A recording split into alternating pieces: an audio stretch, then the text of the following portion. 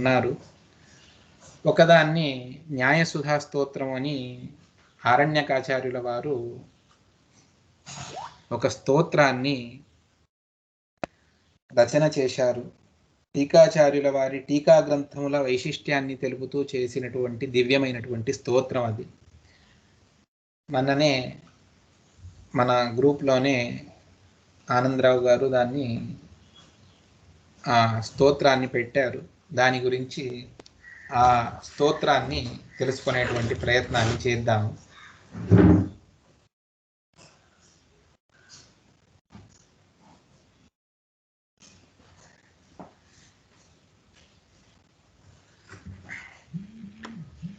శ్రీ గురుభ్యో నమః.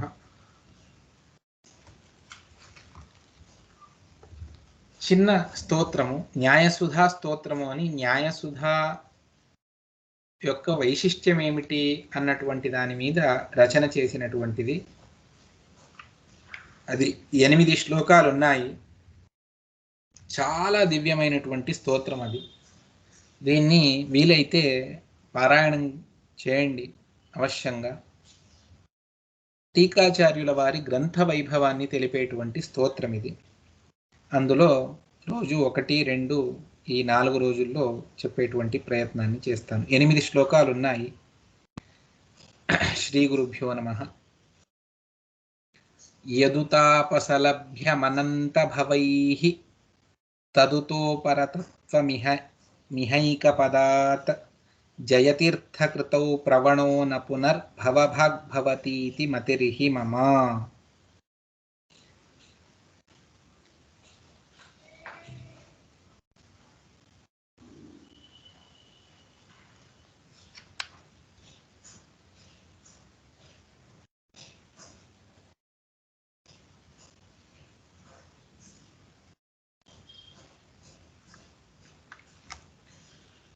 జయతీర్థకృతౌ, ఈ చివరి పాదం ఇదే విధంగా వస్తుంది. జయతీర్థకృతౌ, జయతీర్థుల వారి కృతులు, వారి గ్రంథాలు ఏవైతే ఉన్నాయో అటువంటి గ్రంథముల యందు ప్రవణః అంటే దానిని నిరంతరంగా అధ్యయనం చేసి విశేషంగా దాన్ని ఆత్మసాత్ చేసుకునేటువంటి వ్యక్తి ఎవరైతే ఉన్నారో అటువంటి ప్రవణః, అటువంటి వ్యక్తి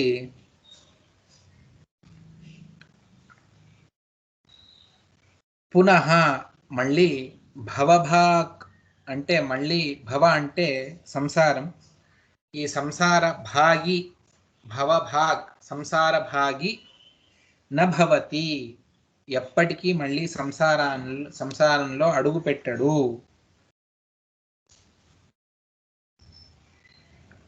ఇది మమ మతిః, ఈ విధంగా నా బుద్ధి అంటే ఈ విధంగా నా మనస్సు చెబుతూ ఉన్నది. కేవలం నా మనస్సు చెప్పేటువంటిది మాత్రమే కాదు, అఖండంగా మహానుభావులందరూ కూడా నిరంతరంగా చదివినటువంటి దివ్యమైనటువంటి శాస్త్రం. అందువల్ల జయతీర్థుల వారి కృతులను ఎవరైతే అధ్యయనం చేస్తారో, అధ్యయనం అంటే గురుముఖేణ శాస్త్రమును శ్రవణం చేయడం, దానిని మననం చేసుకోవడం, నిధిధ్యాసనం, ఈ విధమైనటువంటి క్రమంలో ఎవరు ప్రావణ్యాన్ని, అతి విశిష్టమైనటువంటి జ్ఞానాన్ని సంపాదిస్తారో అటువంటి వ్యక్తి మళ్ళీ అతడు సంసారానికి సర్వథా రాడు. అంటే మోక్షం కావాలి అంటే జయతీర్థుల వారి కృతుల్లో ప్రావణ్యాన్ని సంపాదిస్తే అటువంటి వారికి సంసారం అన్నటువంటిది ఉండదు, వారికి విశిష్టమైనటువంటి మోక్షమే కలుగుతుంది. ఎటువంటి మోక్షానికి కావలసినటువంటిది ఏది అంటే యదు తాపసలభ్యం అనంత భవైః తదుత ఉపరతత్వం ఇహ ఏకపదాత్. ఏదైతే తాపసలభ్యం, మహాతపస్సు చేసి ఉపవాసాది వనవాసాది కష్టములను అనుభవిస్తూ తపస్సు చేసి అది కూడా అనంత భవై, అనంత జన్మలలో సాధన చేసుకొని తపస్సును చేసేటువంటి మహానుభావులు వారికి లభ్యమయ్యేటువంటి ఏది అతి విశిష్టమైనటువంటి భగవత్ స్వరూపం ఏదైతే ఉన్నదో అటువంటిది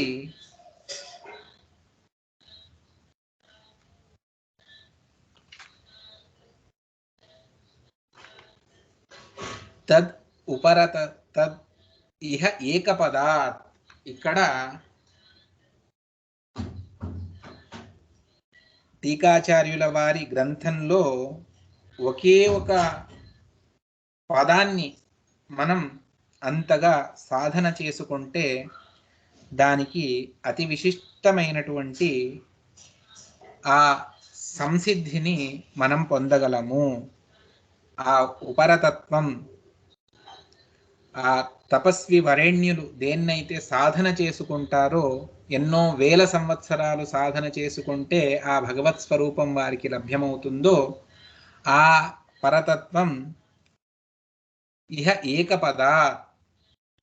ఈ మధ్వాచార్యుల వారి, టీకాచార్యుల వారి గ్రంథాల్లో ఒక పదంతో అటువంటి భగవత్ స్వరూపం మనకు లభిస్తుంది. అటువంటి జయతీర్థుల వారి కృతులలో ఎవరైతే నిష్ణాతులవుతారో వారికి సర్వథా ఈ సంసారం అన్నటువంటిది ఉండదు. అంత విశిష్టమైనటువంటివి జయతీర్థుల వారి కృతులు.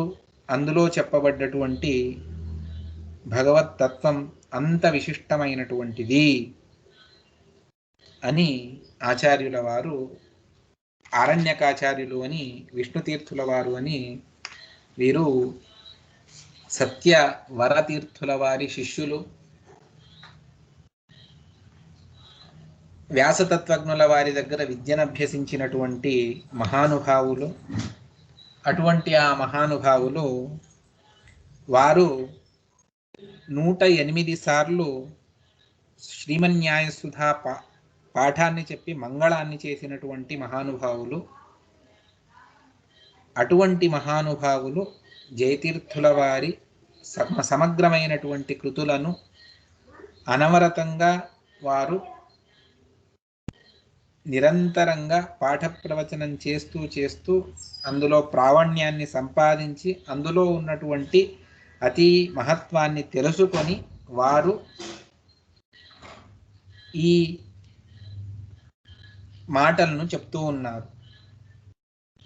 ఏదైతే తపస్సు చేసి ఎన్నో వేల సంవత్సరాల వరకు కూడా తపస్సు చేసి పొందేటువంటి విశిష్టమైనటువంటి భగవత్ స్వరూపం ఉన్నదో అటువంటిది టీకాచార్యుల వారి గ్రంథాలలో,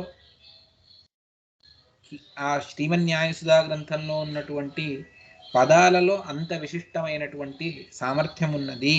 అందువల్ల దీనిని అధ్యయనం నిరంతరంగా చేస్తూ శ్రవణమనన నిధ్యాసనాలను చేస్తే వారికి ఆ ఉపరతత్వం అంటే విషయ అలంబుద్ధిమత్వం అంటే వైరాగ్యం ప్రధానంగా అది బోధపడుతుంది అన్నటువంటి దాన్ని మనకు చెప్తూ ఉన్నారు. అంటే వైరాగ్యం కావాలి అంటే మొట్టమొదట జ్ఞానభక్తి వైరాగ్యాలు అని మనం చెప్పుకున్నా కూడా మొట్టమొదటిది వైరాగ్యమే. వైరాగ్యం సంపాదించిన తర్వాతనే జ్ఞానం సంపాదించిన తర్వాతనే భక్తి. ఈ విధంగా చెప్పేటువంటి క్రమంలో మనం వ్యత్యాసాన్ని చేసినా కూడా ప్రధానంగా మొదటి మెట్టు అది వైరాగ్యమే. ఆ ఉపరతత్వం చాలు, ఇక విషయాల జోలికి నేను వెళ్ళను, భోగం నాకు వద్దు అన్నటువంటిది ఏదైతే ఉన్నదో ఆ విషయాలంబుద్ధిమత్వం అది వైరాగ్యం అన్నటువంటిది ఎన్నో వేల సంవత్సరాలు కృషి చేస్తే వచ్చేటువంటిది. ఈ టీకాచార్యుల వారి గ్రంథాలను అధ్యయనం చేయడం వల్ల అటువంటి వైరాగ్యం మనకు కలుగుతుంది. ఇది ఏదో ఉత్ప్రేక్ష చేసి చెప్పినటువంటిది కాదు. ఇది మీరు ఏ విధంగా చెప్తూ ఉన్నారు? కిమిదం ప్రమేయం ఉత్ప్రేక్షామూలకం లేదు ప్రమాణ ప్రసిద్ధమైనటువంటిది. విద్యాధిరాజతీర్థుల వారి నుండి ఆరంభించుకొని ఎంతోమంది మహానుభావులు ఇక్కడ సాధన చేసుకునే అతి విశిష్టమైనటువంటి వైరాగ్యాన్ని పొంది వారు మళ్ళీ సంసారానికి తిరిగి రానటువంటి ప్రారబ్ధ కర్మను ముగించుకొని వాళ్ళందరూ కూడా మోక్షానికి వెళతారు. అంతటి దివ్యమైనటువంటిది జయతీర్థుల వారి కృతులు. మొత్తం 21, అందులో 18 వ్యాఖ్యానములు, 3 స్వతంత్ర గ్రంథములు అన్నటువంటివి 3. ఒకటి ప్రమాణ పద్ధతి, వాదావళి, తర్వాత పద్యమాల అన్నటువంటివి 3 స్వతంత్ర గ్రంథములు టీకాచార్యుల వారు రచించినటువంటివి. మిగిలినవన్నీ కూడా మధ్వాచార్యుల వారి గ్రంథములకు వ్యాఖ్యానములను రచించినటువంటివి 18. మొత్తం వీరి గ్రంథములు 21. అతి దివ్యమైనటువంటి గ్రంథములు. దానిని అధ్యయనం చేస్తే మనకు కావలసినటువంటి సకల అభీష్టాలు, ఐహిక ఆముష్మికాలన్నీ కూడా సిద్ధిస్తాయి అన్నటువంటిది ఆరణ్యకాచార్యులు చెప్పేటువంటి మాట, విష్ణుతీర్థుల వారు చెప్పేటువంటి మాట. అటువంటి ఆ న్యాయసుధా స్తోత్రాన్ని ప్రతిరోజు కూడా 1 లేదు 2 శ్లోకాలను చెప్పుకునేటువంటి ప్రయత్నాన్ని చేద్దామని చెబుతూ శ్రీకృష్ణార్పణమస్తు. కాయేన వాచా మనసా ఇంద్రియైర్వా బుద్ధ్యాత్మనా వానుసృత స్వభావం కరోమి యద్యత్ సకలం పరస్మే నారాయణాయేతి సమర్పయామి. శ్రీకృష్ణార్పణమస్తు. హరయే నమః, హరయే నమః, హరయే నమః. ఆచార్యుల వారి గ్రంథ వైభవం అంటే వారి చరిత్ర గురించి చెప్పడం కాదు, ఇది కేవలం వారి యొక్క గ్రంథ విశిష్టతను చెప్తూ ఉన్నాను. అందులో 2వ శ్లోకం ఈ విధంగా ఉన్నది. విహితం క్రియతే నను యస్య కృతే సచ భక్తి గుణో యది హైకపదాత్ జయతీర్థకృతౌ ప్రవణో న పునర్భవభాగ్భవతీతి మతిర్హి మమ. చాలా అద్భుతంగా విష్ణుతీర్థుల వారు టీకాచార్యుల వారి గ్రంథ వైభవాన్ని చెబుతారు. నిన్న ఒక మాటను తెలుసుకున్నాం. జయతీర్థుల వారి గ్రంథముల యందు ఆదర నైరంతర్యములతో ఎవరైతే ప్రావణ్యాన్ని విశిష్టంగా ఒక్క క్షణం వదిలిపెట్టకుండా దాన్ని అధ్యయనం చేసి దాని అర్థాలను శ్రవణ మనన నిధిధ్యాసన రూపమైనటువంటి వాటిని ఆచరిస్తారో మళ్ళీ వారు సంసారానికి రారు, వాళ్ళకి మోక్షమే కలుగుతుంది. దీన్ని మీరు ఉత్ప్రేక్షగా చెప్తూ ఉన్నారా అంటే లేదు, ప్రమాణ ప్రసిద్ధమైనటువంటిది. కేవలం ఉత్ప్రేక్షగా నేను చెప్పడం లేదు. ప్రమాణం ఏమిటి అంటే నా సాక్షినే ఈ విధంగా చెబుతుంది. సాక్షి అంటే ఈ కోర్టులో సాక్ష్యం చెప్పేటువంటి సాక్షి అని ఆ అర్థంలో సాక్షి కాదు. సిద్ధాంతంలో అతి మహత్తరమైనటువంటి ఒక ప్రమాణాన్ని అంగీకరిస్తాం, అది సాక్షి అని. అంటే జీవస్వరూపము అని, అదే సాక్షి అని చెప్పబడుతుంది. ముక్తియోగ్యులైనటువంటి జీవుల సాక్షి అది ఎప్పటికీ కూడాను విపరీతంగా తెలుసుకోదు, విపరీత జ్ఞానాన్ని అది ఎప్పటికీ కూడా చేసుకోదు. సాక్షి నియత ప్రమాణము అని ఆచార్యుల వారు అనువ్యాఖ్యానంలో విష్ణుతత్వ నిర్ణయంలో చెబుతారు. దాన్ని టీకాచార్యుల వారు చాలా విస్తారంగా దాన్ని వివరణ చేస్తారు. అటువంటి సాక్షి, ఆ సాక్షి స్వరూపం జీవ చైతన్యం ఏదైతే ఉన్నదో అది చెబుతూ ఉన్నది కాబట్టి ఇది ప్రమాణమే అని చెప్తూ ఉన్నాడు. మీకొక్కరికి అనిపించింది అందరూ కూడా దీన్ని ఎలా అంగీకరిస్తారు అంటే లేదు, ముక్తియోగ్యులైనటువంటి సకల జీవుల సాక్షి ఇదే మాటనే చెబుతూ ఉన్నది. అందువల్ల టీకాచార్యుల వారి గ్రంథ విశేషాలను ఎవరైతే అధ్యయనం చేస్తారో వారు ఎప్పటికీ కూడా మళ్ళీ సంసారానికి వారు రారు. ఈ సంసారం నుండి ముక్తి పొందాలి అంటే వైరాగ్య, భక్తి, ఉపాసన, అపరోక్ష జ్ఞానం మొదలైనటువంటి సాధనములు కావాలి. వైరాగ్యం గురించి ప్రథమ శ్లోకంలో చెప్పారు. మరి భక్తి, ఉపాసన ఇవన్నీ కూడాను, అపరోక్ష జ్ఞానం ఇవన్నీ కూడాను టీకాచార్యుల వారి గ్రంథముల ద్వారా మనకు లభిస్తుందా అన్నటువంటి ఒక ప్రశ్న. దానికి ఆచార్యుల వారే జవాబును, విష్ణుతీర్థుల వారే జవాబును చెబుతారు. 2వ శ్లోకంలో విహితం క్రియతే నను యస్య కృతే సచ భక్తి గుణో యదిహ ఏకపదాత్ అని, కేవలం వైరాగ్యం ఉంటే మనకు మోక్షం లభించదు. వైరాగ్యం అన్నటువంటిది విష్ణు భక్తులు కానటువంటి వారు కూడా ఎంతోమంది వైరాగ్యాన్ని పొందినటువంటి వారు ఉన్నారు. అభక్తులలో కూడా ఇది కనిపిస్తుంది. కింటు భక్తినే ఇది మోక్షానికి సాధనము అని.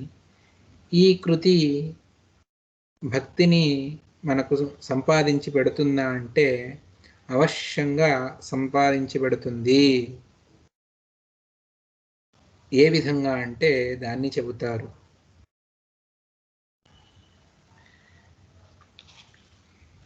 యస్య కృతే, జనులందరూ కూడా ఏ భక్తి కొరకు భక్తిని సంపాదించుకోవాలి, భక్తి మనలో పెంపొందించుకోవాలి, భక్తి అనేటువంటి గుణం మా యందు పెరగాలి, అది దృఢమవ్వాలి అన్నటువంటి కోరికతో విహితం క్రియతే, తాదృశమైనటువంటి కర్మానుష్ఠానాలను అన్నిటినీ కూడా చేస్తూ వెళతారు. ఆ కర్మానుష్ఠానాలు ఆయాస సాధ్యం.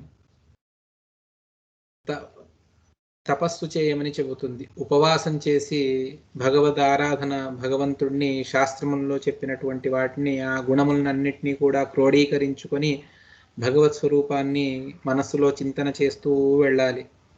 మహాప్రయాస సాధ్యమైనటువంటి ఆ భక్తి గుణం, అంత సులభంగా భక్తి వస్తుంది అని అనుకోవద్దు. చాలా క్లిష్టతరమైనటువంటిది భక్తి. ఎందుకు అంటే మనస్సును ఏకత్ర స్థిరీకరించుకొని మనం సాధన చేయాలి అన్నటువంటిది శాస్త్రం చెప్పేటువంటి మాట. ఇంత కర్మానుష్ఠానాలు, నానా విధమైనటువంటి యజ్ఞయాగాదులు, దానము, ఉపవాసము, వ్రతము, ఇటువంటి నానా విధమైనటువంటి కర్మానుష్ఠానాలను చేస్తూ మహాప్రయాస సాధ్యమైనటువంటి భక్తి గుణం జయతీర్థకృతౌ ప్రవణ, టీకాచార్యుల వారి గ్రంథముల యందు ప్రావణ్యాన్ని సంపాదించినటువంటి వ్యక్తి ఎవరైతే ఉన్నారో అటువంటి ఆ వ్యక్తి ఏకపదాదపి, టీకాచార్యుల వారి విశిష్టమైనటువంటి సుధాది గ్రంథముల్లో ఉన్నటువంటి ఒక పదంతో కూడా అతడికి భగవంతుడి యందు భక్తి వస్తుంది అన్నటువంటిది టీకాచార్యుల వారే చెప్పేటువంటి మాట. ఒక పదంతోనే భక్తి లభిస్తుంది అంటే ఇంకా అనేక పదములను దాని ద్వారా భక్తి లభిస్తుంది అని ఇంకేం చెప్పాలి. ఎందుకు అంటే భగవన్మహిమను కొన్ని సందర్భాల్లో టీకాచార్యుల వారు చెబుతారు, అత్యంత రమణీయంగా చెబుతారు. అంత అద్భుతంగా ఇంకెవరూ చెప్పలేరు అన్నంతగా టీకాచార్యుల వారి కొన్ని అభిప్రాయాలు మనకు వారి గ్రంథాల్లో లభిస్తాయి. అందువల్లనే ఇంత విశేషంగా చెబుతూ ఉన్నారు. ఈ భక్తి గురించే టీకాచార్యుల వారు ప్రారంభంలో జిజ్ఞాసాధికరణలో ఒక మాటను, భక్తి అంటే ఏమిటి అంటే దానికి చెబుతారు. నిరవధికానంతానవద్య కళ్యాణ గుణగణత్వ జ్ఞానపూర్వక స్వాత్మాత్మీయ సమస్త వస్తుభ్యః అనేక గుణాధిక అంతరాయ సహస్రేణాపి అప్రతిబద్ధ నిరంతర ప్రేమ ప్రవాహ ఏవ భక్తి అని చెబుతారు. చాలా అద్భుతంగా భక్తికి ఒక డెఫినేషన్ టీకాచార్యుల వారు ఇస్తారు. ఆ విధంగా భగవన్మహిమను అనేక సందర్భాల్లో, గీతా తాత్పర్యం కానివ్వండి, గీతా భాష్యం కానివ్వండి, స్వయంగా శ్రీమన్యాయసుధ, లేకపోతే తత్వప్రకాశిక, ఇటువంటి గ్రంథాల్లో, అన్ని గ్రంథాల్లోనూ ప్రమాణ గ్రంథాల్లో ఎక్కువగా మనకు కనిపించదు. ఈశావాస్య భాష్య టీక ఎందు, లేకపోతే షట్ప్రశ్న భాష్యంలో అనేక సందర్భాల్లో టీకాచార్యుల వారి కొన్ని విశిష్టమైనటువంటి పదాలను చెబుతారు. అందులో ఆ ఒక్కొక్క పదం కూడా భగవంతుడి అనేక మహిమను తెలియపరుస్తుంది. భగవంతుడి యందు భక్తిని కలిగించడానికి ఆ పదములే చాలు.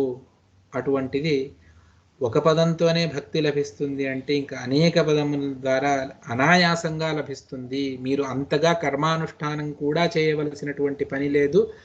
ఆదర నైరంతర్యంతో టీకాచార్యుల వారి గ్రంథములను ఒక్కొక్క అక్షరాన్ని శ్రద్ధగా అధ్యయనం చేసి దాన్ని మళ్ళీ మళ్ళీ శ్రవణావృత్తిని మననావృత్తిని చేసుకుంటూ వెళ్ళాలి.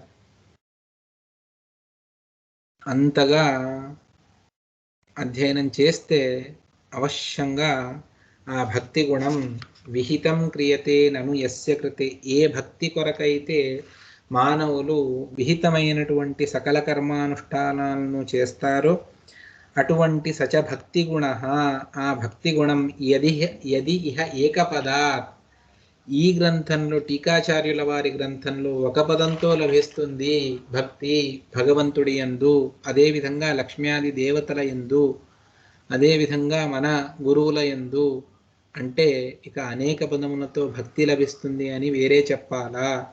అందువల్ల టీకాచార్యుల వారి గ్రంథములను ఎవరైతే అధ్యయనం చేస్తారో వారికి అవశ్యంగా మళ్ళీ ఈ సంసారం అన్నటువంటిది లేకుండా అవశ్యంగా వారు మోక్షాన్ని పొందుతారు. అంటే మోక్షానికి కావలసినటువంటి భక్తి ఏదైతే ఉందో, మోక్షానికి చెప్పినటువంటి వైరాగ్యము, భక్తి, అదేవిధంగా ఉపాసన, అపరోక్ష జ్ఞాన మొదలైనటువంటివన్నీ కూడాను అందులో భక్తి రెండవది. ఆ భక్తి కూడా టీకాచార్యుల వారి గ్రంథముల ద్వారా భగవద్భక్తి కలుగుతుంది. అందువల్ల అవశ్యంగా టీకాచార్యుల వారి గ్రంథాలను అధ్యయనం చేయండి, దాని ద్వారా మోక్షాన్ని పొందండి అన్నటువంటిది విష్ణుతీర్థుల వారి, అరణ్యకాచార్యుల వారి అభిప్రాయము అని చెబుతారు. వ్యాఖ్యానాన్ని వారి శిష్యులే ఒకరు చేశారు. కృష్ణాచార్య అన్నటువంటి ఆచార్యులు చాలా అద్భుతంగా ఒక్కొక్క మాటకు అనేకమైనటువంటి ప్రశ్నలను వేసుకుని శాస్త్రీయంగా చెబుతూ వెళతారు. చాలా అద్భుతంగా తమ గురువుల అభిప్రాయాన్ని తెలియపరుస్తారు. అంటే శాస్త్రంలో వేరే వేరే సందర్భాల్లో టీకాచార్యుల వారు చెప్పినటువంటి ఆ మాటలనే తీసుకొచ్చి ఇక్కడ సమర్థన చేసి టీకాచార్యుల వారి గ్రంథ వైభవాన్ని తమ గురువుల వారు ఎంతగా వారు శ్రద్ధ పెట్టి స్తోత్రాన్ని చేశారు అన్నటువంటి దాన్ని వ్యాఖ్యానంలో తెలియపరుస్తారు. అంత విశదంగా చెప్పడం కూడా కష్టమే. ఆ శాస్త్రీయ పరిభాష తెలిస్తేనే దాన్ని ఎక్కువగా ఆ వ్యాఖ్యానాన్ని చూసి సంతోషపడవచ్చు. అటువంటి దివ్యమైనటువంటి వ్యాఖ్యానాన్ని చేశారు. ఆ విధంగా భక్తి కూడా దీని ద్వారా లభిస్తుంది అన్నటువంటిది రెండవ శ్లోకంలో చెప్పారు. వైరాగ్య భక్తి మాత్రమే చాలదు, ఉపాసన కూడా కావాలి. ఇది ఈ మాటలను అనువ్యాఖ్యానంలో ఆచార్యుల వారే చెప్పినటువంటి క్రమం ఇది అన్నటువంటిది మనకు తెలుస్తుంది. ఎక్కడ చెబుతారు ఆచార్యుల వారు అంటే అనువ్యాఖ్యానంలో 3వ అధ్యాయం 3వ పాదంలో చెబుతారు. వైరాగ్యతో భక్తిదార్ఢ్యం తేనోపాసా యదా భవేత్ ఆపరోక్షం భవేద్ విష్ణోరితి పాదక్రమో భవేత్ అని తృతీయాధ్యాయ 3వ పాదంలో ఈ మాటను చెబుతారు. అంటే పాద సంగతిని వివరణ చేయాలి అన్నటువంటిది ఒక నియమం. దాన్ని తృతీయాధ్యాయ 1వ పాదంలోనూ చేయలేదు, 2వ పాదంలోనూ చేయలేదు. అక్కడంతా చెబుతారు 3వ అధ్యాయంలో 3వ పాదంలో మేము చెబుతాము అని. అప్పుడు ఈ అపరోక్ష జ్ఞానానికి క్రమం ఏమిటి అంటే మొట్టమొదట వైరాగ్యం. దాన్ని తృతీయాధ్యాయ 1వ పాదం వైరాగ్య పాదము అన్నటువంటిది. రెండవది భక్తి పాదము అని తృతీయాధ్యాయ 2వ పాదం. తృతీయాధ్యాయ 3వ పాదం అది ఉపాసనా పాదము అని. 4వది అపరోక్ష జ్ఞానపాదము అని. ఈ విధంగా మొదటి శ్లోకంలో వైరాగ్యాన్ని చెప్పి, రెండవ దాంట్లో భక్తిని చెప్పి, 3వ శ్లోకంలో ఉపాసన గురించి చెబుతూ ఉన్నారు. ఈ క్రమం ఇది అనువ్యాఖ్యానంలో ఆచార్యుల వారు చెప్పినటువంటి క్రమమే. దాన్ని టీకాచార్యులు అత్యద్భుతంగా వివరణనిచ్చారు శ్రీమన్యాయసుధా గ్రంథంలో. అదంతా కూడా సంగ్రహించి ప్రధాన ప్రమేయాన్ని మనకు తెలియపరుస్తూ ఉన్నారు. ఇటువంటివన్నీ కూడా టీకాచార్యుల వారి గ్రంథాలను అధ్యయనం చేస్తే అవశ్యంగా మనకు లభిస్తుంది. ఉపాసన అంటే ఏమిటి? దాన్ని చెబుతారు. వైరాగ్య భక్తి మాత్రమే సరిపోదు, ఉపాసన కూడా కావాలి అన్నటువంటిది ఆచార్యుల వారు, వేదవ్యాసుల వారు చెప్పినటువంటి మాట. ఈ టీకాచార్యుల వారి గ్రంథాలను అధ్యయనం చేస్తే మీకు అవశ్యంగా ఉపాసన కూడా లభిస్తుంది అన్నటువంటిది. దాన్ని చెబుతారు. వనవాసముఖం యదవాప్తి ఫలం తదనారతమత్ర హరిస్మరణం జయతీర్థకృతౌ ప్రవణో న పునర్భవభాగ్భవతీతి మతిర్హి మమ.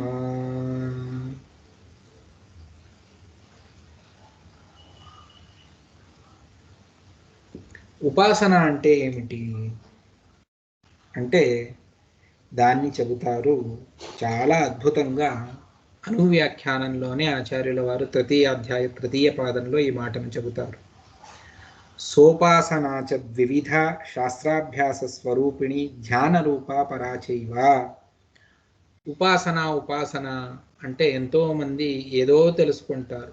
ఉపాసన అన్నటువంటి దానికి సరిగా అర్థాన్ని ఎవరు కూడా చెప్పలేదు.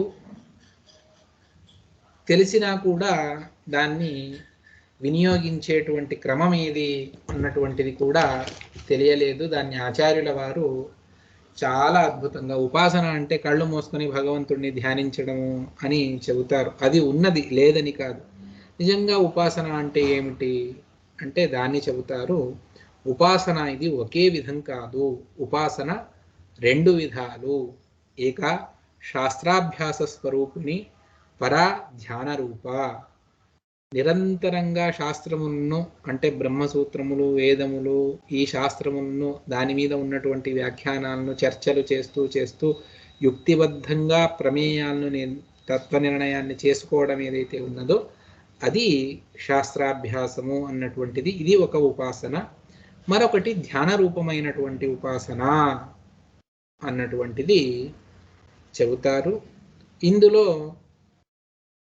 ఈ రెండింటి ద్వారా అపరోక్ష జ్ఞానం కలుగుతుంది అన్నటువంటిది మధ్వాచార్యుల వారు చెప్పేటువంటి మాట. ఇందులోనూ చిత్తవృత్తి నిరోధం కలగాలి. ఈ ధ్యానం చేసేటప్పుడు మనస్సు అటు ఇటు వెళ్ళడం చాలా జరుగుతూ ఉంటుంది అని చెప్పి ఆచార్యుల వారు తంత్రసారంలో చివర్లో దేనికంటే ఏది గొప్పది, సాధనముల్లో తారతమ్యం ఉన్నది అని చెబుతారు ఆచార్యుల వారు. అది చాలా అంటే మన సాధన చేసుకునేటువంటి వ్యక్తులకు అతి అనివార్యమైనటువంటి విషయాన్ని తంత్రసారంలో 4వ అధ్యాయంలో చెబుతారు. అక్కడ చెబుతూ అపరోక్ష జ్ఞానం అతి శీఘ్రంగా లభించాలి అంటే ఏం చేయాలి అంటే దానికి ఆచార్యుల వారు చెబుతారు. అథవా సతతం శాస్త్ర విమర్శేణ భవిష్యతి. నిరంతరంగా శాస్త్రమును అధ్యయనం చేస్తూ వెళితే అపరోక్ష జ్ఞానం అవుతుంది అని చెబుతారు ఆచార్యుల వారు. ఇంత అద్భుతంగా అక్కడ ఆ మాటను చెబుతారు.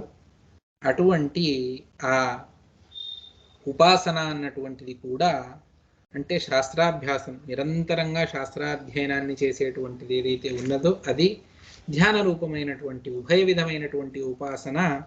అది టీకాచార్యుల వారి గ్రంథాలను అధ్యయనం చేస్తే అవశ్యంగా లభిస్తుంది. దాన్ని చెబుతారు. వనవాసముఖం యదవాప్తి ఫలం తదనారతమత్ర హరిస్మరణం. అరణ్యవాసాన్ని చేసి అక్కడ శ్రవణ మననాలను చేసి దేన్నైతే యదవాప్తి ఫలం, దేన్నైతే పొందాలో అటువంటి ఫలం అది ఏది అంటే తదనారతమత్ర, అవిచ్ఛిన్నంగా హరిస్మరణ రూపమైనటువంటి ధ్యానం ఏదైతే లభిస్తుందో, అది కలగాలో, అది ఉపాసన అని చెప్పారో అటువంటి ఆ నిరంతర ధ్యానం కూడా జయతీర్థకృతో ప్రవణోన పునర్భవ భగవతీతి మతిరిహి మమ. టీకాచార్యుల వారి గ్రంథాలను అధ్యయనం చేస్తే అటువంటి భగవత్ స్వరూపం బోధపడుతుంది. ఇక్కడ శాస్త్రాభ్యాసాన్ని చేస్తే అదే ప్రధానమైనటువంటి ఉపాసన. దాని ద్వారా ధ్యాన రూపమైనటువంటి ఉపాసన ఉభయము కూడా సిద్ధిస్తుంది. అందువల్ల ఉపాసన అనేటువంటి తృతీయ పాదంలో బ్రహ్మసూత్రంలో చెప్పినటువంటి ఉపాసన కూడా టీకాచార్యుల వారి గ్రంథంను అధ్యయనం చేయడం వల్ల మనకు సిద్ధిస్తుంది. అందువల్ల జయతీర్థకృతౌ ప్రవణ న పునర్భవ భగవతీతి మతిర్హి మమ. టీకాచార్యుల వారి గ్రంథములను అధ్యయనం చేసినటువంటి వ్యక్తి మళ్ళీ సంసారానికి రాడు రాడు రాడు, ఇది నిశ్చితము అని ఘంటాపథంగా చెప్తూ ఉన్నారు విష్ణుతీర్థుల వారు. శ్రీకృష్ణార్పణమస్తు. కాయేన వాచా మనసా ఇంద్రియైర్వా బుద్ధ్యాత్మనా వా అనుసృతస్వభావం కరోమి యద్యత్ సకలం పరస్మై నారాయణాయేతి సమర్పయామి. హరయే నమః. నమస్కారం. 4 అని చెప్పారు. ఒకటి వైరాగ్యము, భక్తి, మూడవది ఉపాసన, నాలుగవది అపరోక్ష జ్ఞానము. టీకాచార్యుల వారి గ్రంథాలను అధ్యయనం చేస్తే ఇవన్నీ కూడా, అంటే మొట్టమొదటిది వైరాగ్యం, రెండవది భక్తి, మూడవది ఉపాసన, మూడు కూడా సిద్ధిస్తాయి అన్నటువంటిది వెనకటి శ్లోకాల్లో మనం తెలుసుకున్నాం. సరే, వీరి కృతులను అధ్యయనం చేస్తే అపరోక్ష జ్ఞానం కలుగుతుందా, అపరోక్ష జ్ఞాన సాధనం అవుతుందా అని అంటే అది కూడా జయతీర్థుల వారి కృతులను అధ్యయనం చేస్తే అది కూడా సాధ్యపడుతుంది అని చెప్తూ ఉన్నారు. దాన్నే చెబుతారు, నిగమై అవిభావ్యమిదం. నిగమములు అంటే వేదములు. ఆ వేదముల ద్వారా కూడా పూర్తిగా భగవంతుడిని తెలుసుకోలేము. నిగమైక వేద్యుడు అని భగవంతుడిని మనం చెప్పుకున్నా కూడాను ఆ భగవంతుడి స్వరూపాన్ని ఆ నిగమములు కూడా, వేదేతిహాస పురాణములు కూడా పరిపూర్ణంగా భగవత్ స్వరూపాన్ని చెప్పలేవు అన్నటువంటిది అతి ఉత్కృష్టమైనటువంటిది భగవత్ స్వరూపం. అటువంటిది నిగమై అవిభావ్యం, ఆ వేదముల ద్వారా కూడా తెలియబడనటువంటి పరిపూర్ణ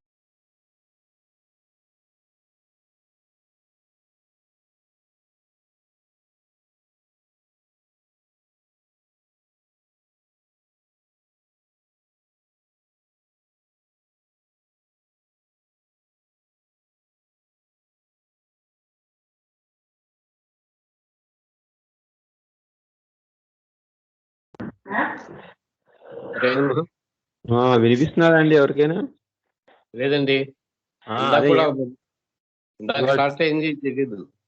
అదే స్టార్ట్ అయింది తెలీదు, బ్రేక్ ఎక్కువగా ఉన్నాయి. ఆనందరావు గారు శ్లోకం నుంచి ప్రారంభమైంది ఇవాళ. ఇప్పుడు ఇప్పుడు కాదు, ప్రారంభం మహాభారత తాత్పర్యంలో శ్లోకం ప్రారంభం 183. సరే, ఎక్కువ మిస్ అవ్వలేదు అయితే. పెళ్లి వరకే అయింది అంతే. సరే, ఇవాళ ఎక్కువ బ్రేక్స్ ఉన్నాయి. ఇంటర్నెట్ సరిగ్గా లేదు కావాలి ఆయనకి ఇవాళ.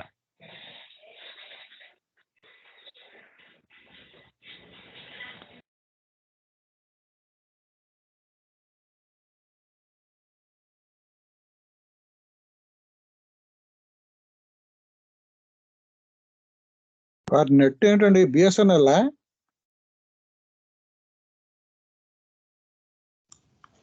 వారు ఊర్లో ఉన్నట్లేదండి, బయటనే ఎక్కడో ఉన్నట్టున్నారు ఇవాళ. ఓకే,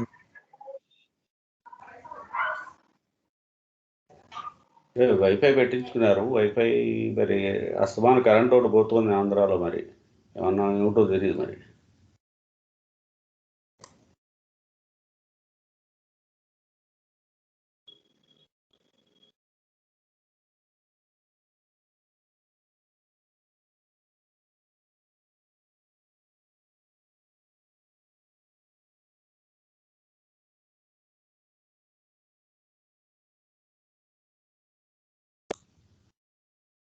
రామారావు గారు మీరు వెళ్ళారండి కాకినాడ?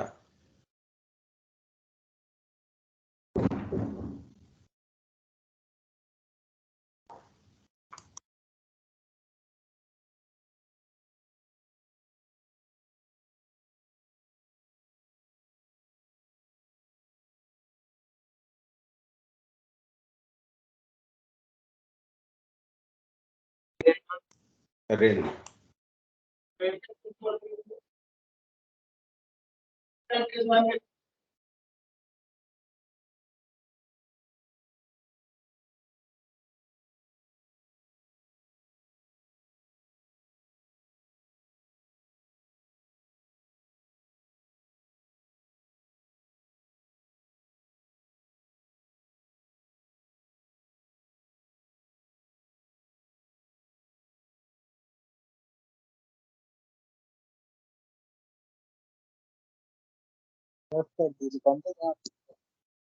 హరే నమః.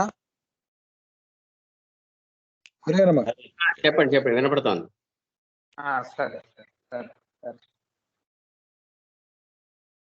ఇప్పుడు ఎంతో మంది భగవద్భక్తులు ఉన్నారు, వాళ్ళకు భగవంతుడు కనిపించాడు.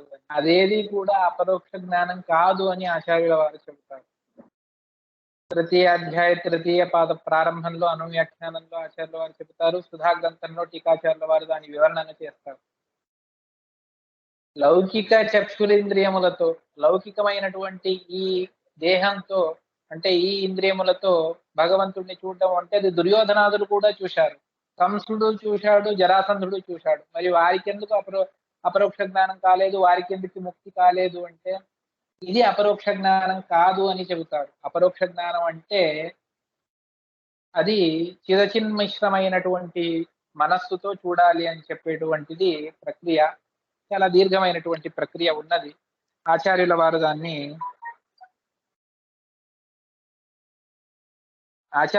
దాన్ని వివరణ చేశారు. ఆ విధంగా ఇటువంటి అపరోక్ష జ్ఞానం కూడా ఈ టీకాచార్యుల వారి గ్రంథాన్ని అధ్యయనం చేస్తే మనకు సులభమవుతుంది అన్నటువంటిది. అందువల్లనే నిన్న తంత్రసారంలో మధ్వాచార్యుల వారు చెప్పినటువంటి ఒక వాక్యాన్ని నేను ఉదాహరణ చేశాను. అదేమిటి అంటే ఉపాసన రెండు విధాలు అని చెప్పేసి, ఒకటి శాస్త్రాభ్యాస రూపమైనటువంటిది, రెండవది ధ్యాన రూపమైనటువంటిది అని చెబుతూ ఆచార్యుల వారు అపరోక్ష జ్ఞానాన్ని ధ్యానంతో కూడా సంపాదించవచ్చు అని చెప్పి మరొక మాటను చెబుతారు తంత్రసారంలో, అథవా సతతం శాస్త్ర విమర్శేణ భవిష్యతి అని. ఎల్లప్పుడూ నిరంతరంగా శాస్త్రాధ్యయనాన్ని చేస్తూ చేస్తూ చేస్తూ వెళితే దాని ద్వారానే అపరోక్ష జ్ఞానం అవుతుంది అని ఆచార్యుల వారు చెబుతారు. ఆ విధంగా ఇక్కడ అటువంటి దివ్యమైనటువంటి భగవంతుడి స్వరూపం, ఆ స్వరూపం అది మనకు భగవంతుడి స్వరూప జ్ఞానం కావాలి అంటే ఈ జయతీర్థుల వారి గ్రంథముల యందు ప్రావణ్యాన్ని ఎవరైతే సంపాదిస్తారో అటువంటి వారికి అవశ్యంగా అపరోక్ష జ్ఞానం కలుగుతుంది. అటువంటి అపరోక్ష జ్ఞానాన్ని సంపాదించి మళ్ళీ ఈ సంసారానికి వాళ్ళు రారు అన్నటువంటిది. అది కూడా ఏ విధంగా అంటే సుగమం పదం ఏకపదాదపి తత్, ఒక్కొక్క పదంతోనే అటువంటి భగవంతుడి దివ్యమైనటువంటి సాక్షాత్కారం అవుతుంది. అంటే సమగ్రమైనటువంటి శ్రీమన్యాయసుధ లేకపోతే మిగిలిన టీకా గ్రంథాలను అధ్యయనం చేస్తే దాని ద్వారా భగవద్ అపరోక్ష జ్ఞానం అవుతుంది అని వేరే చెప్పాలా? కైముత్య సిద్ధం. వాడి దగ్గర, కోటీశ్వరుడి దగ్గర 1,00,000 రూపాయలు ఉన్నది అన్నటువంటిది కైముత్య సిద్ధం. కోట్లు ఉన్నాయి వాడి దగ్గర, 1,00,000 ఏం కర్మ అని అడుగుతాం. ఆ విధంగా ఒక వాక్యంతోనే, ఒక పదంతోనే మనకు భగవత్ సాక్షాత్కారం అవుతుంది అంటే ఇక సమగ్రమైనటువంటి శాస్త్రాలను చదివితే అవశ్యంగా అపరోక్ష జ్ఞానం అవుతుంది. అటువంటి భగవత్ స్వరూపాన్ని తెలుసుకోవచ్చు. కాదు ఆ భగవంతుడు ఉండేది వైకుంఠాది స్థానములలో, మరి ఆ స్థానానికి వెళ్ళి ఏ విధంగా తెలుసుకోవచ్చు అంటే కాదు, ఆ సర్వత్ర వైకుంఠాది క్షేత్రముల్లో ఉన్నటువంటి భగవంతుడే సర్వత్ర వ్యాప్తుడు, నా అంతర్యామిగా బింబరూపంగా ఉన్నాడు. దాన్నే చెబుతారు అపరోక్ష జ్ఞానం అంటే వేరే కాదు, బింబాపరోక్షమే అపరోక్షము.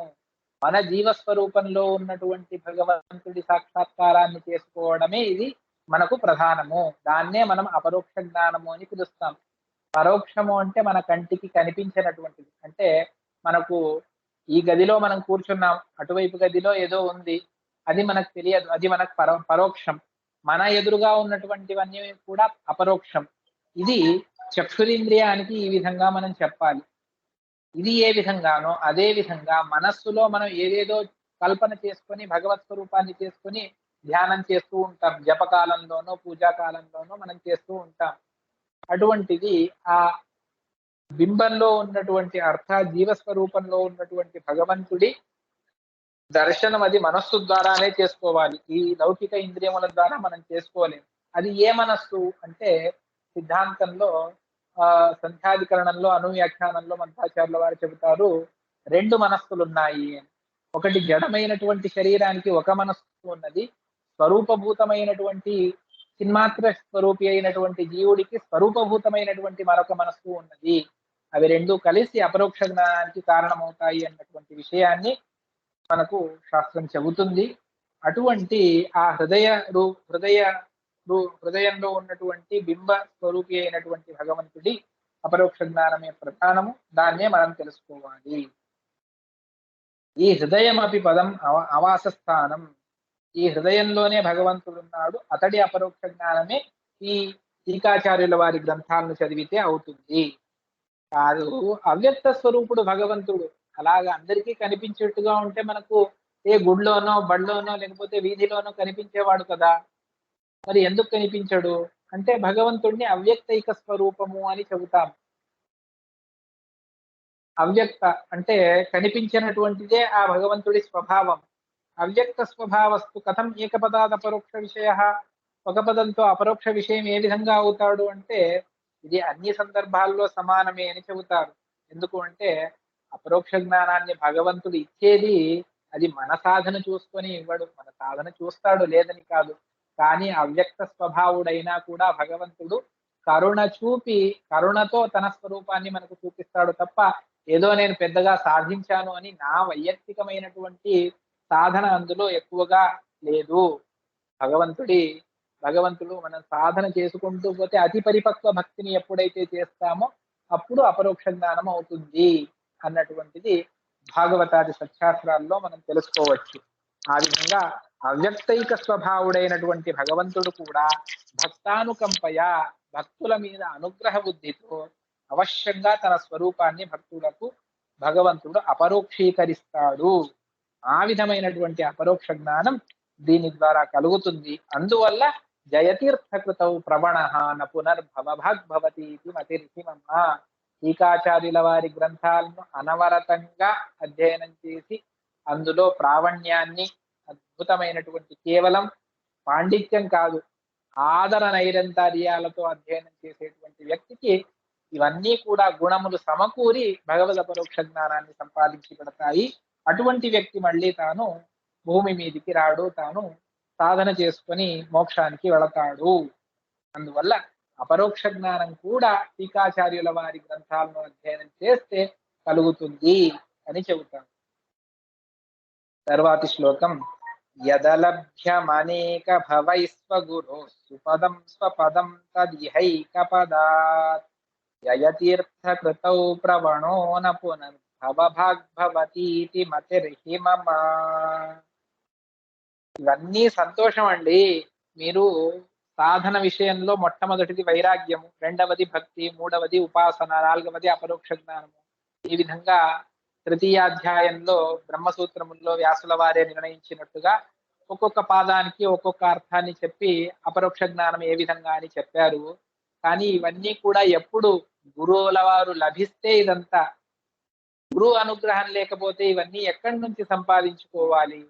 అందువల్ల ఇది గురువు అనుగ్రహాన్ని కలిగిస్తుందా టీకాచార్యుల వారి గ్రంథములు అంటే అది కూడా దీని ద్వారా సంభవిస్తుంది.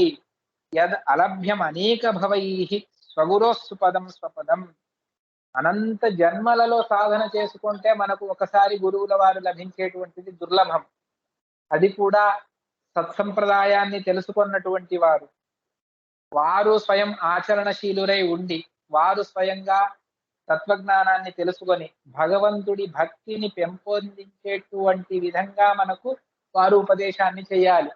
అటువంటి గురువులు మనకు లభించడం ఇది అనంత జన్మల సాధన చేసుకుంటేనే మనకు కలుగుతుంది, లేకపోతే కలగదు. అటువంటి ఆ గురువులు లభిస్తే వారి ద్వారా శాస్త్రార్థాన్ని చదువుకొని మనం ఏం చేస్తాము అంటే మనం పరోక్ష జ్ఞానాన్ని సంపాదిస్తాం. పరోక్ష జ్ఞానం ఎప్పుడు మనకు గట్టిగా అంటే అది సిద్ధిస్తుంది, ఆత్మసాత్ అవుతుంది. అప్పుడు నియత గురువుల వారు వచ్చి ఉపదేశం చేస్తారు. చూడు, నీ బింబ స్వరూపం ఇటువంటిది. వాళ్ళు నాకు నియత గురువులు. నియత గురువులు అంటే ఇక్కడ మాత్రమే కాదు, మోక్షంలో కూడా వాళ్ళు నా గురువులుగానే ఉంటారు.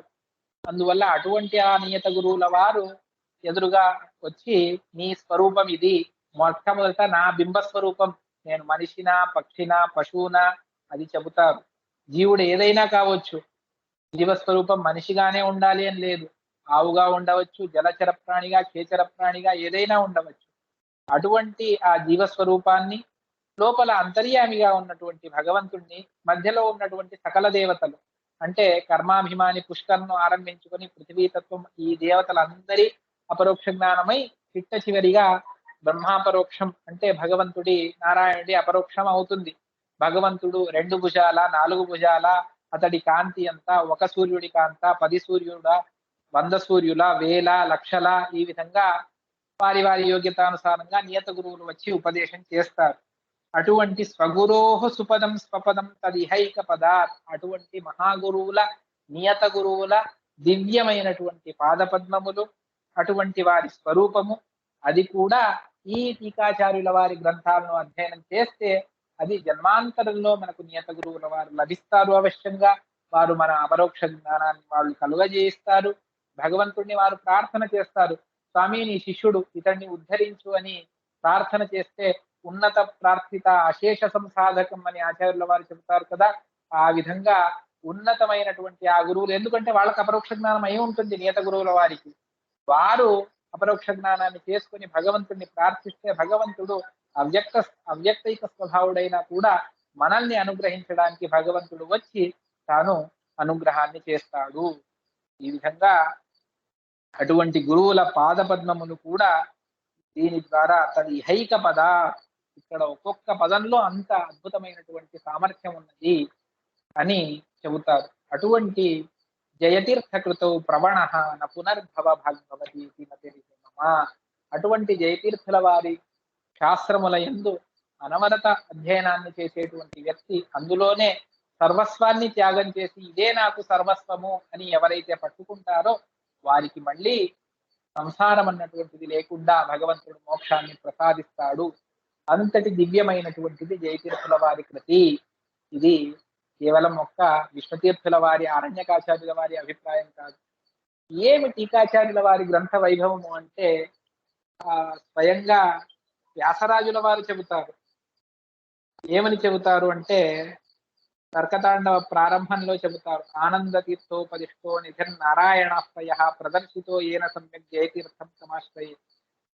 దీన్ని స్వాముల వారు చెప్పారు ఎన్నో సందర్భాల్లో, మళ్ళీ ఒకసారి నేను గుర్తు చేస్తున్నాను అంతే.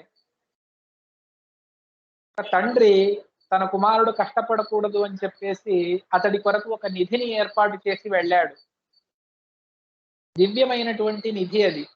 అది తీసుకుంటే వాడికి ఉన్నటువంటి సకల దరిద్రాలు వెళ్ళిపోతాయి, ఇంకేది మిగలదు. కానీ అది ఎక్కడ ఉందో తెలుసుకోలేకపోతున్నాడు ఆ కుమారుడు. తండ్రి పెట్టిపోయాడు, కానీ తండ్రి చెప్పలేదు. కుమారుడికి చెప్పాడు, కానీ పరిపూర్ణంగా అతడికి అర్థమయ్యేట్టుగా చెప్పలేదు తండ్రి. అటువంటి సందర్భంలో ఆ తండ్రి చెప్పింది తెలుసుకునేటువంటి యోగ్యత కుమారుడిలో లేకుండా పోయింది. ఇదే నిజమైనటువంటి. అప్పుడు ఒక జ్యోతిష్కుడు వచ్చి చెబుతాడు, లేదు మీ తండ్రి ఇలా పెట్టాడు, దాన్ని నేను అంజనం వేసి చూస్తాను, ఇటువంటి మీ పొలంలో ఇటువంటి మూలలో ఇది ఉంది, అక్కడ పూజ చేసి నీకు అన్ని నిధులు లభిస్తాయి. ఆ విధంగా మధ్వాచార్యుల వారు ఒక నిధిని మన చేతికిచ్చి వెళ్ళిపోయారు. కానీ అది నిధి, దాని ద్వారా మనం ఏ విధంగా ఉపయోగం తీసుకోవాలి అన్నటువంటిది తెలియదు. మధ్వాచార్యుల వారు ఇచ్చినటువంటి నిధి ఏది అంటే అది సాక్షాత్తు నారాయణ అనేటువంటి నిధి, అతి దివ్యమైనటువంటిది. ఈ లౌకికమైనటువంటి నిధిని తీసుకుంటే మనకు దరిద్రాలు మాత్రమే పోతాయి, సంపదలు సమకూరుతాయి. కానీ ఆ నారాయణ అనేటువంటి నిధిని మనం చేత పట్టుకుంటే మనకు సంసారమే వెళ్ళిపోతుంది కదా. అటువంటి నిధిని మధ్వాచార్యుల వారు ఇచ్చి వెళ్ళారు. కానీ దాన్ని ఎలా ఉపయోగించుకోవాలి, అది ఎక్కడ ఉంది, ఎలా ఉంది, దాని పరిస్థితి ఏంటి, నాకు దాని వల్ల ఏ విధంగా ఉపయోగం ఉన్నది, అదేది తెలియదు. ఒక జ్యోతిష్కుడు వచ్చి ఎలా చెబుతాడో ఆ విధంగా ఇక్కడ టీకాచార్యుల వారు వచ్చి, చూడు నాయన, మన మధ్వాచార్యుల వారు ఇచ్చినటువంటి దివ్యమైనటువంటి నిధి ఈ నారాయణ అనేటువంటి నిధి, దీన్ని ఉపాసన చేసుకుంటే నీకు అపరోక్ష జ్ఞానమే సిద్ధిస్తుంది అని చెబుతారు.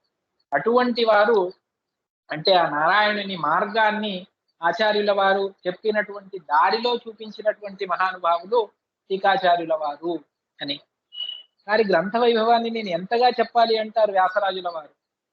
ఎందుకు అంటే చిత్రై పదైశ్చ గంభీరై వాక్యైర్మానైర్ అఖండితై, చిత్రమైనటువంటి పదములు. ఒకసారి చదువుకుంటూ పోతే ఇంకేమీ వద్దు, ఇదే చదువుకుంటూ మనం సమాప్తి చేద్దాము అని చెబుతూ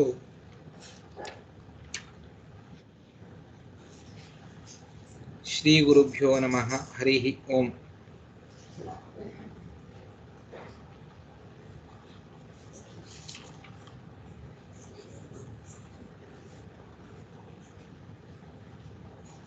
గురుపాద సరోజ రతిం కురుతే హరిపాద వినమ్ర సుధీ స్వఫలాం జయతీర్థ కృతౌ ప్రవణో న పునర్భవభాగ్భవతీతి మతిర్హి మమ.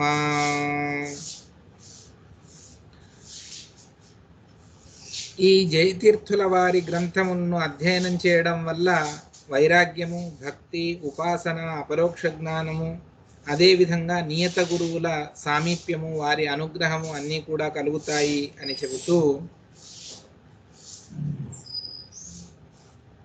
ఈ గురువుల స్వరూపాన్ని తెలుసుకోవడం ఎలా? ఎందుకు అంటే గురు స్వరూపమే తెలియకపోతే అక్కడ భక్తి భావం కూడా రాదు.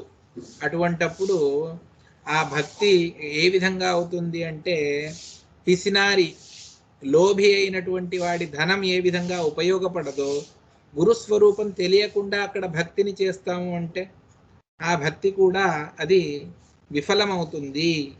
అంటే దాని కొరకు ఈ జయతీర్థుల వారి గ్రంథమును అధ్యయనం చేయడం వల్ల గురుస్వరూప జ్ఞానము కలుగుతుంది, అక్కడ భక్తి కూడా కలుగుతుంది అని చెబుతారు.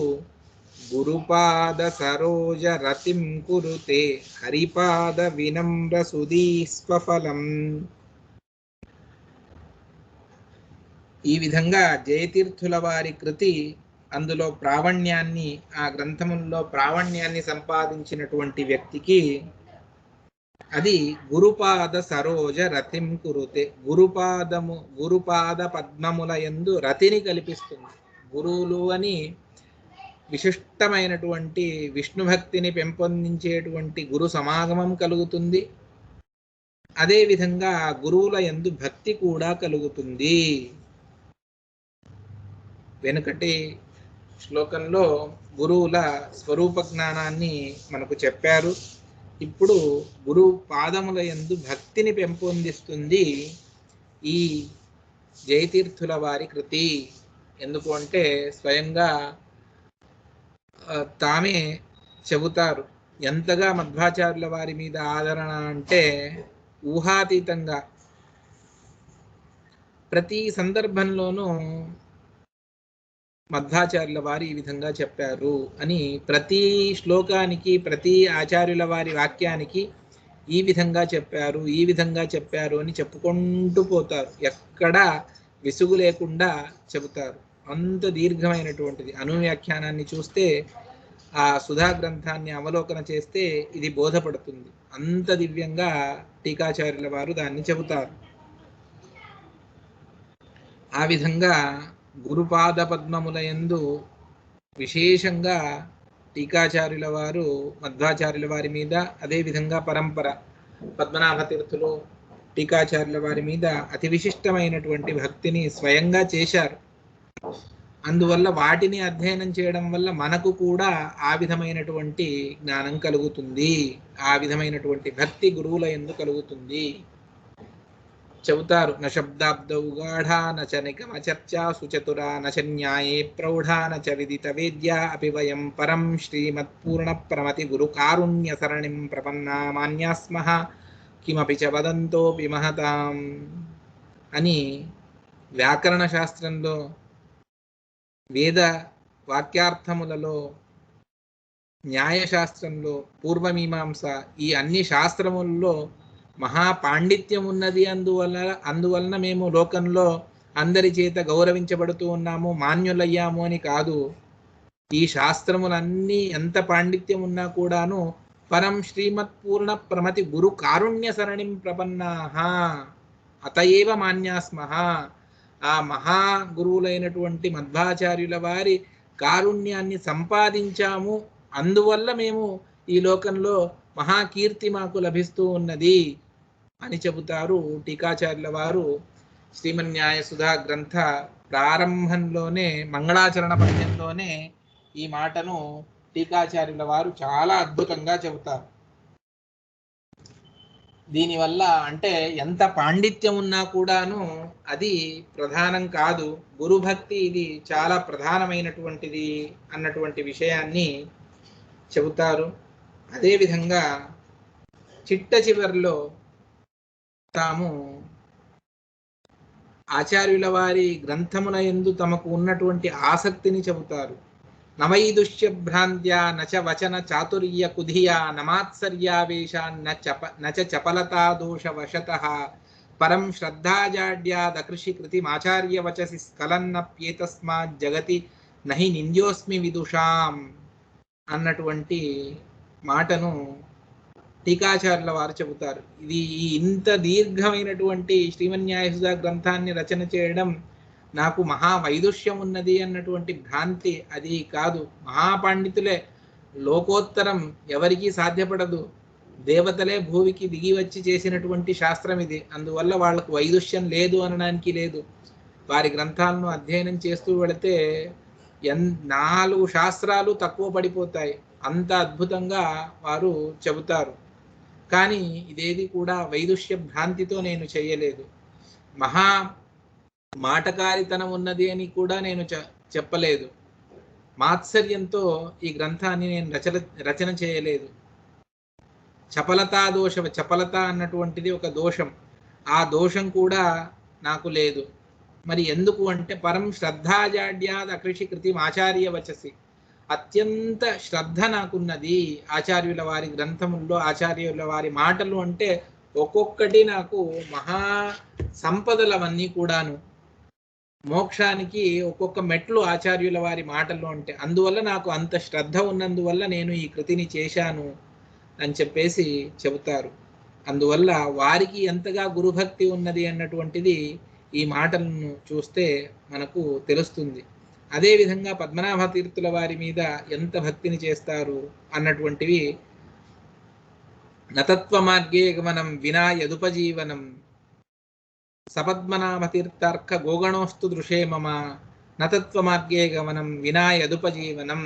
ఆ పద్మనాభ తీర్థులు అనేటువంటి సూర్యుల ఆ కిరణములు అవి నాకు దారిని చూపిస్తాయి. ఎందుకు అంటే ఎవరి అనుగ్రహం లేకపోతే తత్వ మార్గంలో నడవడమే కష్టమో అటువంటి మహానుభావులు పద్మనాభ తీర్థులు అని పద్మనాభ తీర్థుల వారిని స్తోత్రం చేస్తారు.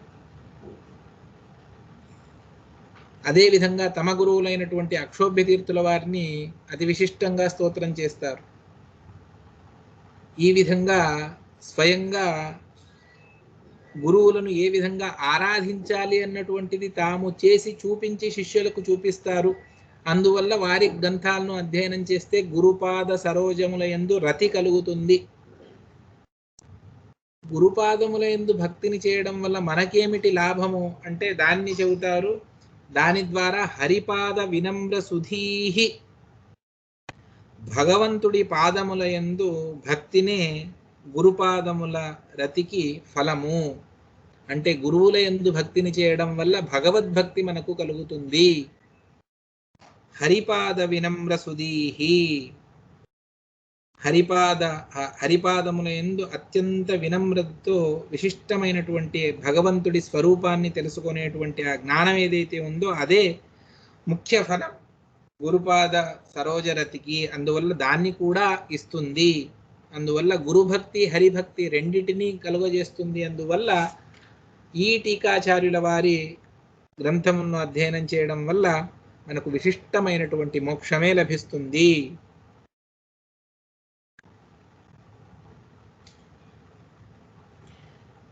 సరే, ఇదంతా మీరు చెప్పారు. వైరాగ్యం నుండి ఆరంభించుకొని గురుభక్తి, హరిభక్తి అన్నీ కూడా సంసార నివృత్తికి సాధనమైనటువంటి అన్నీ కూడా టీకాచార్యుల వారి గ్రంథముల ద్వారా లభిస్తాయి అని. కానీ ఇదంతా ఎప్పుడు అంటే ప్రతిబంధకం లేకపోతే, సూర్య రశ్మి, సూర్యుడి కాంతి దేహానికి తగలాలి అని బయట కూర్చున్నాం, కానీ మేఘములు అడ్డొచ్చేసి వర్షాన్ని కురిపిస్తూ ఉన్నాయి. అప్పుడు సూర్యకాంతి దేహానికి తగులుతుందా? లేదు.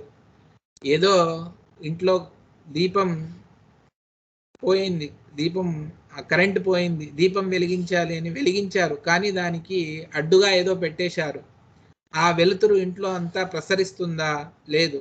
ఎందుకు అంటే ప్రతిబంధకం ఉంటే ఆ కార్యం జరగదు అని. ఆ విధంగా ఇక్కడ కూడా ప్రతిబంధకం ఏదైనా ఉంటే అది మోక్షాన్ని సంపాదించి పెట్టలేదు. అందువల్ల మనలో కామాది అరిషడ్వర్గములన్నీ కూడా ఉన్నాయి. అటువంటి అరిషడ్వర్గాలను జయించకుండా మనకు మోక్షం ఎలా ప్రాప్తిస్తుంది చెప్పండి? అది కూడా సాధ్యపడదు కదా. అంటే దాన్ని చెబుతారు, ఉదయాదపగచ్చతి గూఢతమః ప్రతిపక్ష కృతం ఖలు యత్సుకృతేః జయతీర్థకృతౌ ప్రవణో న పునర్భవభాగ్భవతీతి మతిర్హి మమ. ఎందువల్లనంటే సుకృతేః ఉదయాత్, ఈ టీకాచార్యుల వారి అద్భుతమైనటువంటి వ్యాఖ్యానములు ఉదయం ఎప్పుడవుతుందో దాని తీక్ష్ణమైనటువంటి ప్రఖరమైనటువంటి యుక్తులు, టీకాచార్యుల వారి వాక్యములు, వారు శ్రీమదాచార్యుల వారి సర్వమూలములకు వారు చేసేటువంటి వ్యాఖ్యానములు, దాని యొక్క అద్భుతమైనటువంటి గంగా ప్రవాహంతో, దాని ఉదయంతో ప్రతిపక్షకృతం గూఢతమః అపగచ్చతి. నానా విధమైనటువంటి వాదులు చేసేటువంటి ఏవేవో వాదనలు ఉన్నాయి. భగవంతుడే లేడు, ప్రత్యక్షం ఒక్కటే ప్రమాణము, భగవంతుడికి జీవులకు అభేదము, భగవంతుడు ఉన్నా కూడా 8 గుణాలు, భగవంతుడు కంటికి కనిపించడు, వర్క్ ఈజ్ గాడు, ఏదేదో చెబుతారు. భౌతికమైనటువంటివి ఇవి కంటికి కనిపిస్తున్నాయి తప్ప ఇంకా అతీత శక్తి అన్నటువంటిదే లేదు. ఈ విధంగా నానా విధమైనటువంటి వాదములు, నానా విధమైనటువంటి ప్రతిపక్షములు ఏవైతే ఉన్నాయో ఆ ప్రతిపక్షములన్నింటికీ కూడా జవాబు చెప్పినటువంటి ఏకమేవ ఆచార్యులు అంటే అది మధ్వాచార్యులు. వారి అభిప్రాయాన్ని, హృద్గతాన్ని విశదపరిచినటువంటి మహానుభావులు అంటే టీకాచార్యుల వారు. అందువల్ల టీకాచార్యుల వారి కృతులను అధ్యయనం చేస్తే అజ్ఞానాది సర్వదోషములు కూడా మన నుండి దూరమవుతాయి. కేవలం అజ్ఞానం విపరీత జ్ఞానం మాత్రమే కాదు, కామాది అరిషడ్వర్గములు కూడా జయించగలము. దాన్నే చెబుతారు, యస్య వా కామధేనుర్న కామితార్థాన్ ప్రయచ్చతి సేవేతం జయయోగీంద్రం కామబాణ ఛిదం సదా. మనకు కలిగేటువంటి నానా విధమైనటువంటి సాంసారికమైనటువంటి సంసారంలో కూడా అతి విపరీతంగా దుష్టమైనటువంటి ఏ కామాలు ఉన్నాయో, కోరికలు ఉన్నాయో వాటిని అన్నిటినీ కూడా నివారించేటువంటి శక్తి టీకాచార్యుల వారి గ్రంథములకు ఉన్నది. అందువల్ల దీన్ని కూడా సాధించవచ్చు. ప్రతిబంధకములు అవి ఏవైతే ఉన్నవియో వాటిని అన్నిటినీ కూడా నివారించేటువంటి సామర్థ్యం టీకా గ్రంథములకు ఉన్నది. అందువల్ల దీన్ని అధ్యయనం చేస్తే అవశ్యంగా మోక్షానికి వెళతారు అని చెబుతూ చివరి శ్లోకాన్ని చెప్పి సమాప్తి చేస్తారు. దశమాంత్యపతిస్సదనం న కదాప్యథముంచతి యత్ స్వయమేవ రసాత్ జయతీర్థకృతౌ ప్రవణో న పునర్భవభాగ్భవతీతి మతిర్హి మమ.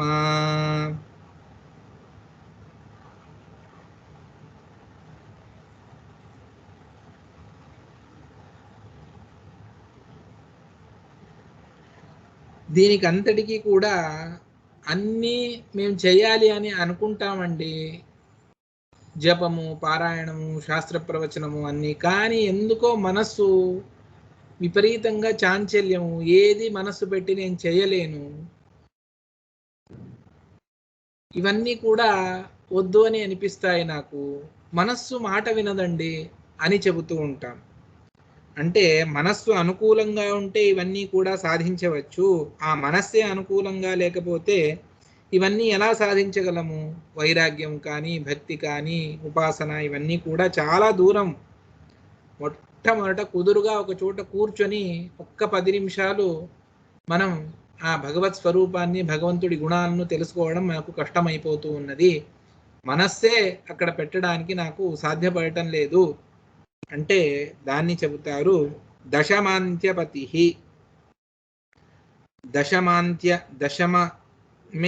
దశమ అంటే 10, అది అంత్యం చివరిది దేనికో అంటే ఏకాదశానికి. అంటే 11కు చివరిది ఏది అంటే ఈ క్రమంలో అవరోహణ క్రమంలో 10 చిన్నది అని దశమాంత్యపతి. దశమాంత్య అంటే ఏకాదశం. ఆ ఏకాదశం స్థానంలో ఉన్నటువంటిది మనస్సు. పంచ జ్ఞానేంద్రియాలు, పంచ కర్మేంద్రియాలు, తర్వాత మనస్సు అని పెట్టుకుంటే అది 11వది మనస్సు. అటువంటి దశమాంత్యమైనటువంటిది మనస్సు. దానికి పతి మనోనియామకులు ఎవరు అంటే రుద్రదేవుల వారు. ఆ రుద్రదేవుల వారు కూడా వారు రసాత్ అంటే జయతీర్థుల వారి కృతులలో ప్రావణ్యజనితమైనటువంటి అతి స్నేహం, దాని ద్వారా సదనం న కదాపి విముంచతి, స్వయం న ముంచతి. వారు ఆ మనస్సు అనేటువంటి సదనం నుండి ఎప్పటికీ బయటికి వెళ్ళరు. ఎవరు అఖండంగా టీకాచార్యుల వారి గ్రంథమును నిర్విరామంగా అధ్యయనం చేస్తూ వెళతారో, దాని యందే మనస్సు పెడతారో, అటువంటి వారి మనస్సు నుండి రుద్రదేవుల వారు ఎప్పటికీ బయటికి వెళ్ళరు. అంటే మనస్సు స్థిమితంగా ఉంటుంది, మనస్సు అది అనుకూలంగానే ఉంటుంది. ఎందుకు అంటే మనోనియామకులైనటువంటి రుద్రదేవుల వారు ఎప్పుడూ అక్కడే ఉన్నారు. ఎందుకు అంటే ఆ వారికి మనోనియామకులైనటువంటి రుద్రదేవుల వారికి అత్యంత ప్రీతికరమైనటువంటి బ్రహ్మసూత్రములు అనువ్యాఖ్యానాన్ని ఈ టీకా గ్రంథముల మీద అధ్యయనం చేస్తూ ఉన్న వ్యక్తి వీడు. అందువల్ల వీడి మనస్సు నుండి నేను ఎప్పటికీ బయటికి పోకూడదు అని చెప్పేసి ఎప్పుడు అక్కడే తిష్ట వేసుకొని కూర్చుంటాడు. అందువల్ల మనస్సు అనుకూలమవుతుంది. అందువల్ల నిరంతరాయంగా భగవద్ధ్యానము మొదలైనటువంటివన్నీ కూడా కలుగుతాయి. మనస్సు మాట వింటుంది. అందువల్ల ఇవన్నీ కూడా అంటే లౌకికమైనటువంటివి, అలౌకికమైనటువంటివి అన్నీ కూడాను టీకాచార్యుల వారి గ్రంథముల ద్వారా మనం తెలుసుకోవచ్చు, దాని ద్వారా సాధించుకోవచ్చు. అందువల్ల ఐహిక ఆముష్మికమైనటువంటి ఫలములకు ప్రధానమైనటువంటి నిధి ఏది అంటే అది జయతీర్థుల వారి కృతి. అందువల్ల దాన్ని అధ్యయనం చేసి అక్కడ ప్రవణుడైనటువంటి వాడు అక్కడ నిరంతరంగా దాన్నే అధ్యయనం చేస్తూ అందులో మునిగిపోయినటువంటి వ్యక్తికి మళ్ళీ సంసారం అన్నటువంటిది రాదు అన్నటువంటి మాటను చెబుతూ ఈ స్తోత్రాన్ని సమాప్తి చేస్తారు ఆరణ్యకాచార్యుల వారు. సాక్షాత్తు విష్ణుతీర్థులు, మహాభగవద్భక్తులు, తమ గురువులైనటువంటి వ్యాసతత్వజ్ఞుల వారి కుమారుడికి అపమృత్యు బాధను పరిహరించినటువంటి మహానుభావులు. వీరి చరిత్రలో ఒక కథ వస్తుంది. వారి గురువులు ఐజీ వెంకటరమణాచార్యులు వ్యాసతత్వజ్ఞులు అని తర్వాత సన్యాసాన్ని స్వీకరిస్తారు. పూర్వాశ్రమంలో ఆచార్యుల వారు గురువులు వారి దగ్గర శిష్యరికత్వాన్ని స్వీకరించి అధ్యయనం చేస్తూ ఉంటారు. వారి కుమారుడికి అపమృత్యు దోషం ఉన్నది అని చెప్పేసి మధ్వాచార్యుల వారు తంత్రసారంలో చెప్పినటువంటి నరసింహ మంత్రాన్ని జపించాలి. 7 రోజులు అత్యంత నిష్ఠతో ఉపవాసం ఉండి జపించాలి. అంటే ప్రతిరోజు తుంగభద్రలో స్నానం చేసి ఆ మధ్యలో నదీ మధ్యలో కూర్చొని 7 పగళ్ళు 7 రాత్రులు నిర్విరామంగా ఆ జపాన్ని చేసి వారికి ఆయుష్ను ప్రసాదిస్తారు ఈ మహానుభావులు. అంతటి శుద్ధి, మొట్టమొదటిది బ్రహ్మచర్యం, రెండవది ఏకాగ్ర చిత్తం, ఇవన్నీ కూడా సాధించినటువంటి మహానుభావులు ఆ భగవద్ స్వరూపాన్ని ప్రత్యక్షంగా దర్శించుకున్నటువంటి వారు. తపస్సు చేస్తే భగవంతుడు అనుగ్రహించి అపమృత్యును దూరం చేస్తాడు గురువుల కుమారుడికి. 7 రోజుల తర్వాత వస్తారు. వచ్చిన తర్వాత అక్కడే నరసింహస్వామికి వాళ్ళ అభిషేకం అది చేయాలి అని పంచామృత సామగ్రి అంతా పెట్టారు. 7 రోజులు ఉపవాసం ఉన్నారు. ఏమీ తోచడం లేదు. అంతవరకు భగవంతుడి ధ్యానాన్ని చేస్తూ ఉండిపోయారు. వీరి మహిమను లోకానికి తెలియచెప్పాలి అని చెప్పేసి భగవంతుడే వారికి ప్రేరణ చేస్తాడు. ఆ పంచామృతానికి పెట్టినటువంటి సామగ్రి అంతా చూస్తారు. చూసి బింబరూపి భగవంతుడిని స్మరణ చేసుకొని ఆ బింబరూపికి ఇదంతా అభిషేకము అని ఆ పంచామృత సామగ్రిని పాలు పెరుగు అంతా తామే స్వీకరించేస్తారు. లోపల ఉన్నటువంటి నరసింహుడికి ఇది అభిషేకము అని స్వీకరించేసి విపరీతంగా అన్ని రోజులు ఉపవాసం ఉన్నందువల్ల శక్తిహీనులైపోయి వెళ్ళి ఒక చోట నిద్రిస్తారు, పడుకొండిపోతారు. ఆ సందర్భంలో ఎవరో చూస్తారు. దీన్ని చూసి వెళ్ళి అయ్యయ్యో వాళ్ళు అపచారం చేసేశారు, భగవంతుడికి పెట్టినటువంటి ఆ పంచామృత సామగ్రిని అంతా కూడా వాళ్ళు స్వీకరించేశారు అని విష్ణుతీర్థులు వారి గురువుల వారికి చెబుతారు. వారు వచ్చి చూసినప్పుడు వాళ్ళు అక్కడ దూరంగా పడుకున్నారు దేవస్థానంలో ఒక మూలలో. వచ్చి చూస్తే ఆ నరసింహస్వామి విగ్రహం నుండి ఒకవైపు నుండి పాలు పెరుగు తేనె అంతా నోటి నుండి బయటికి వస్తూ ఉన్నది. అప్పుడు గురువుల వారు చూపిస్తారు, శిష్యుడి మహా భక్తి ఎంతగా ఉంది అంటే అతడు తాగింది తన కొరకు కాదు, లోపల ఉన్నటువంటి ఆ భగవంతుడికి అభిషేకంగా స్వీకరించాడు. అందువల్ల అది నరసింహస్వామికి పంచామృతం ఎప్పుడో జరిగిపోయింది. నరసింహుడే తన నోటి నుండి అన్నిటినీ బయటికి మనకు చూపిస్తూ ఉన్నాడు. పాలు పెరుగు అంతా నాకు అభిషేకం జరిగింది అని స్వయంగా విగ్రహంలో నుండి బయటికి వస్తూ ఉన్నది. ఇంతటి తపస్వి వరేణ్యులు విష్ణుతీర్థుల వారు 108 సార్లు శ్రీమన్యాయసుధా పాఠాన్ని చెప్పి మంగళం చేశారు. వీరు దినచర్య ఏ విధంగా మీరు చెయ్యాలి అన్నటువంటి దాన్ని ఒక అద్భుతమైనటువంటి తమ శిష్యులకు లేఖ రాసి దినచర్య ఏ విధంగా ఉండాలి అని తమ శిష్యులకు చెప్పారు. చాలా అద్భుతంగా దేనికి ఎంతెంత సమయాన్ని కేటాయించాలి, అధ్యయనానికి ఎంత, జపానికి ఎంత, భగవత్ పూజకు ఎంత, ఉదయం ఎన్నింటికి లేవాలి, రాత్రి పడుకోవడం ఏమి, భోజనానికి ఎంత సమయము అంతా కూడా కరెక్ట్గా మనకు చెప్పి వాళ్ళ శిష్యులకు అనుగ్రహించి వెళ్ళారు. ఆజ్ఞాపత్ర అని చాలా ప్రసిద్ధమైనటువంటిది. అటువంటి దివ్యమైనటువంటి మహానుభావులు ఎంతోమంది శిష్యులు స్వయంగా శ్రీమన్యాయసుధా గ్రంథానికి రసరంజని అని రాశారు. అదేవిధంగా షోడశి చతుర్దశి అని చాలా దివ్యమైనటువంటి ప్రమేయ గ్రంథాలు, భాగవత సారోద్ధాన్ని రచన చేశారు.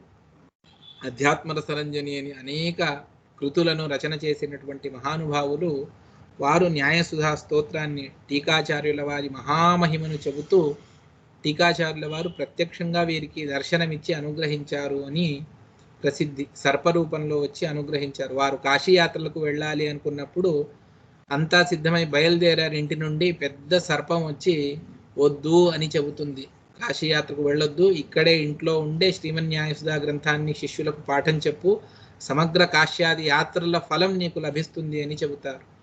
ఆ విధంగా ఇంట్లోనే ఉండి అఖండంగా పాఠ ప్రవచనాన్ని చేసినటువంటి మహానుభావులు. తామే స్వయంగా ఎన్నో విగ్రహాలను నిర్మించారు. బంగారంతో ఒక గోపాలకృష్ణుడి ప్రతిమను నిర్మాణం చేసినటువంటి మహానుభావులు విష్ణుతీర్థులు. అటువంటి వారు టీకాచార్యుల వారి మీద ఉన్నటువంటి భక్తి, వారి గ్రంథముల్లో ఉన్నటువంటి రసాన్ని ఆస్వాదన చేసి చేసి చేసి ఈ అద్భుతమైనటువంటి స్తోత్రాన్ని రచన చేశారు.